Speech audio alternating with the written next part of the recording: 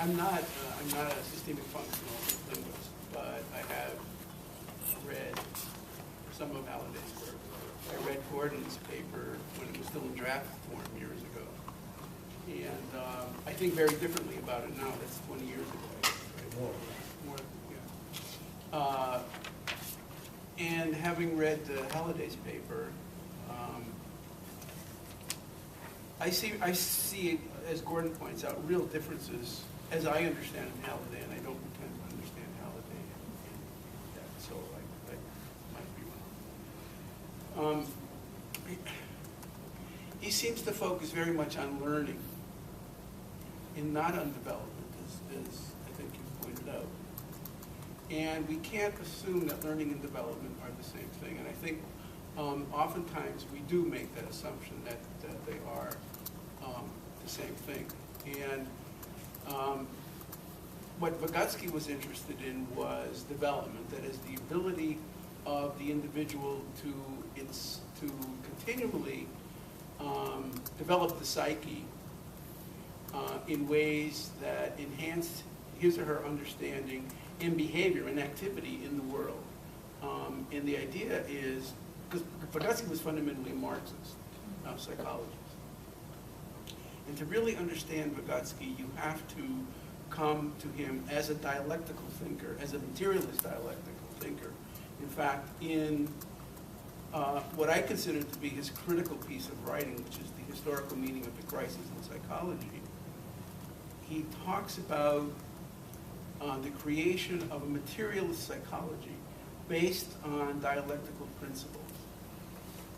And that was his struggle. His struggle was to try to unify psychology, right? The psychology of his day was largely behaviorist, Pavlovian reflexology, and Freudian, Dilthey kind of psychology.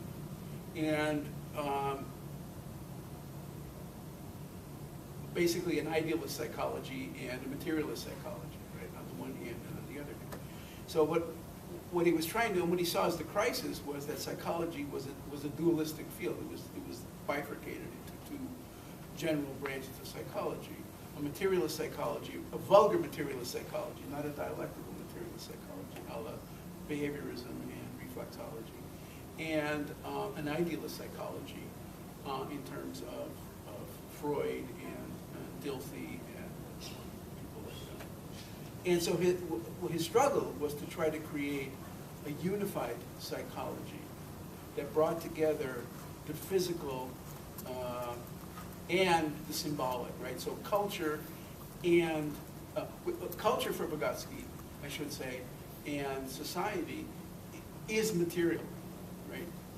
Society is a material object, material activity.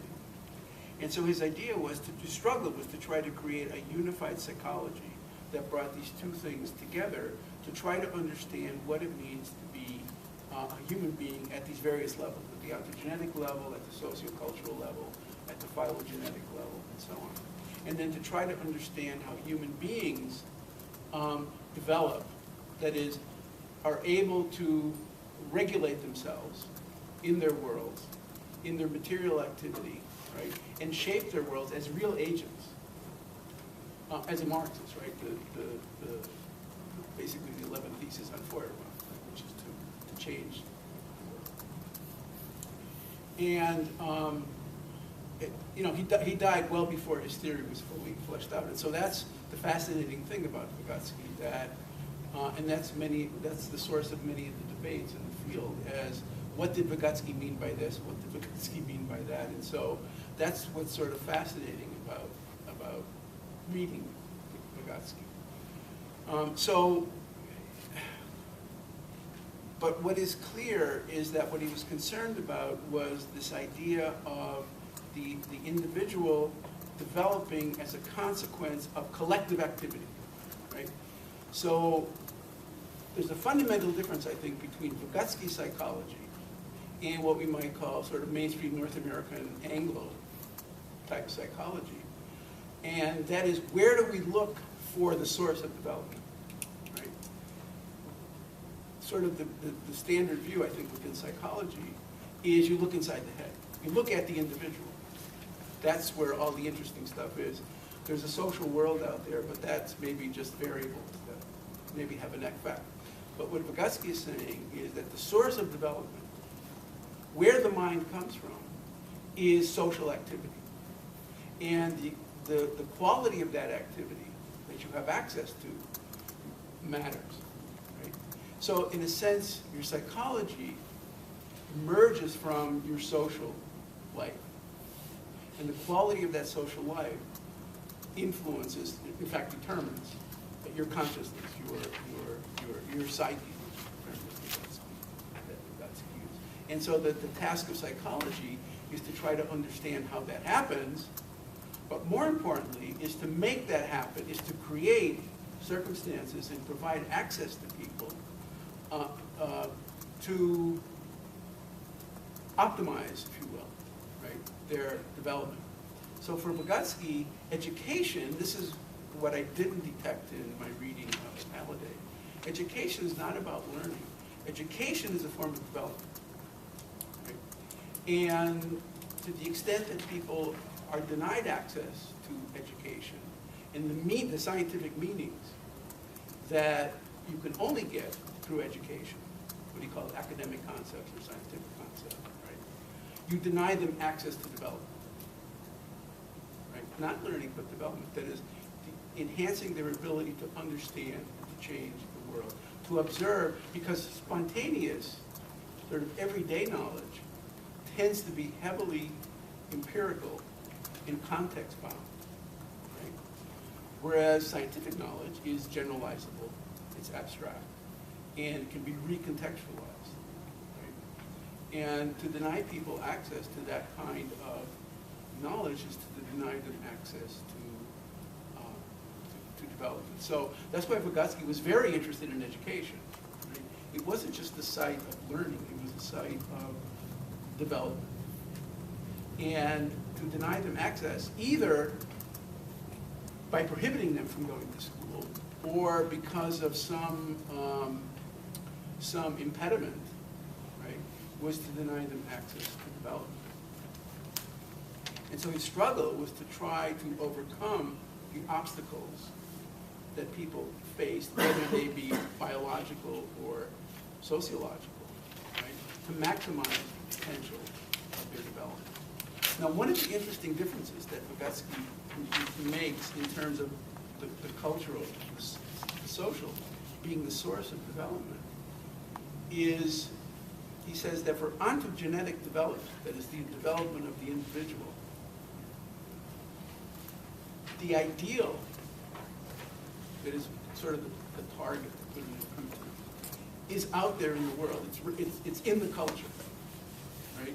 So in terms of language development, right, the patterns of language that adults use are out there in the world for the child to imitate. And imitation is a crucial part of the developmental process for us. Imitation in the best sense of the term, not in the parroting and copying kind of sense. And I don't have time to talk about that, but if you're familiar with the work of Michael Tomasello, for example, and some of the people that are working in neuroscience these days, work on mirror neurons and so on, showing the importance of imitation.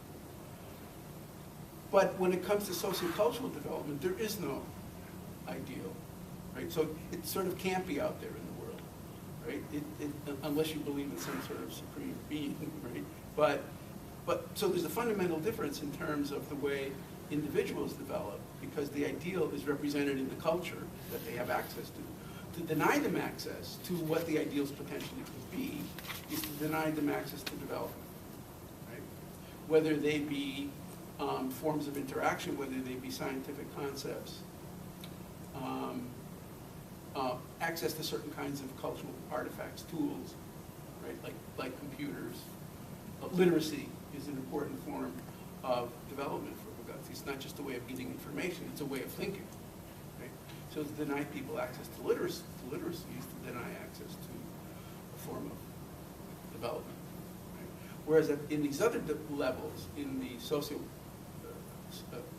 sociocultural or the phylogenetic domains. There is no ideal to aim for, right?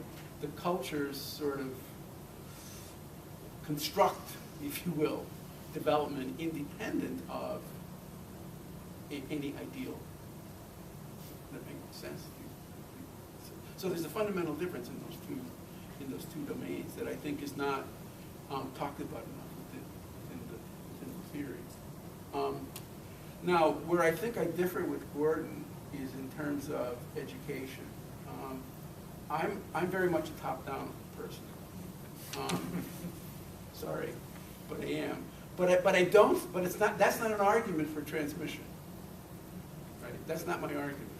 And I think this is Vygotsky's position, and it's certainly the position of some of Vygotsky's students and colleagues, like Galper and Davidov, and Karpov and Gotsulin and people like that, right? Their position, and Anastatsenko, for example, who I think is one of the more important contemporary interpreters of Vygotsky, although not everybody agrees with me on that. So, to present in the educational setting academic or scientific information or knowledge to students that is the best information that human culture has developed, right, is the beginning of the process, right? Where I think discovery comes into the picture is for the learners to figure out, and this is where I think the teacher plays a crucial role, is how to make this knowledge workable for them. But to try to discover this knowledge on their own, or even with the guidance of a teacher, is, I think, very difficult. It's, as Vygotsky says, it's very time-consuming, and it can lead to all kinds of sort of erroneous conclusions. So the idea is what I've called active reception of knowledge, or Statsenko has called active appropriation of knowledge, where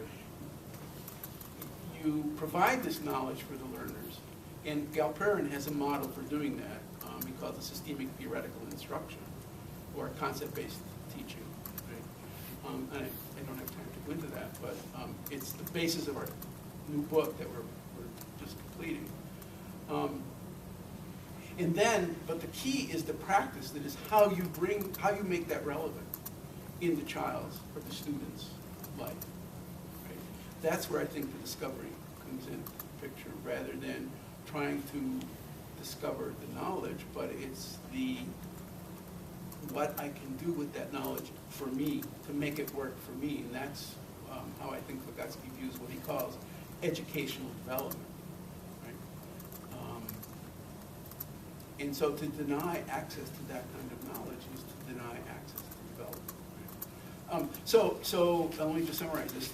So in terms of education, you have what Ronald Miller calls in his recent book on Vygotsky, which I think is a really interesting critique of some of the current interpreters of Vygotsky, is 3 orders of mediation, right? The first being mediation by, let's say, interaction. This would be the ZPD, right? So collective activity is a form of mediation. That teachers provide, that parents provide, that peers provide, that other children provide. Right? The second order of mediation is conceptual knowledge, that is scientific knowledge, cultural artifacts. Right? And that could include even objects like computers and so on and so forth. Right? And the third order of mediation is the sociocultural community in which you reside.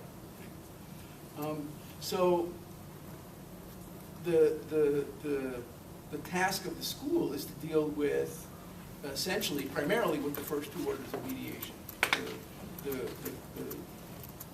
collaborative, collective activity, and the cultural artifacts, that is the scientific knowledge that the community has developed. So one of the things that we're struggling with, right, because Vygotsky, and then I'll end, Vygotsky didn't have a really well worked out theory of language, right? But language was crucial in the theory, right?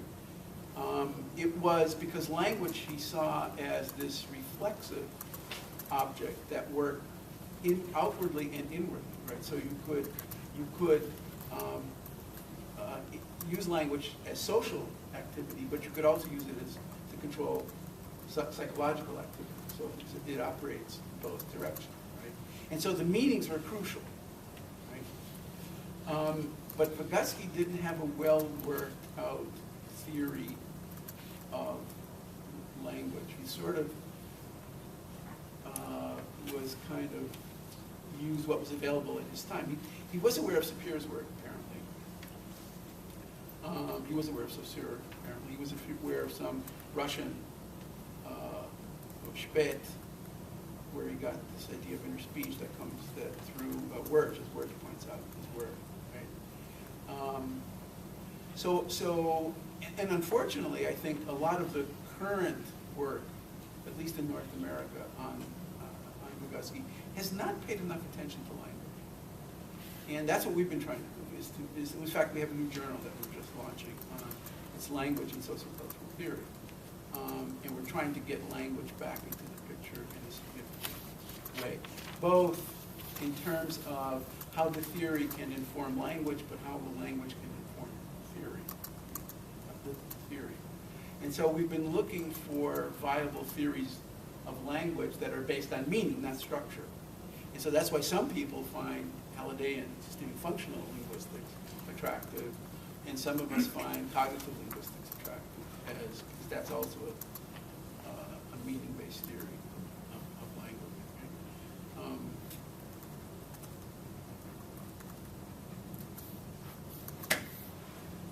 That's it. For good, for 8:30. So Heidi, you